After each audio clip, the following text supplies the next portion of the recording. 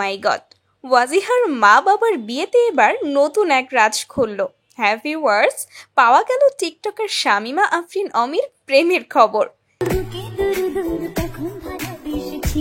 বিয়ে বাড়িতে প্রেম হওয়াটা বাঙালিদের জন্য যেন একটা কমন বিষয়, তাই বলে সেলিব্রিটিদের ক্ষেত্রেও একই ঘটনা ঘটবে, এটা কি মানা যায়? না, মানা যায় না। তবে লুকিয়ে চুরিয়ে আর কোনো লাভ হয়নি, বাঙালি ঠিকই তার প্রেম ধরেই ফেলেছে। সম্প্রতি শিশু টিকটকার ওয়াজিহার মা বাবা নতুন করে দীর্ঘ 7 বছর পর আবারও বিবাহ বন্ধনে আবদ্ধ হয়েছে। সেখানে উপস্থিত হয়েছিল দিশামণির মা, টিকটকার অমি সহ আরো অনেকেই। ওয়াজিহার মা বাবার এই বিয়ের ভিডিওগুলোতে দেখা গিয়েছে ওয়াজিহার মা বাবা সহ সকলেই বেশ ভালোই মজা করছে, নাচ গান করছে, উল্লাস করছে।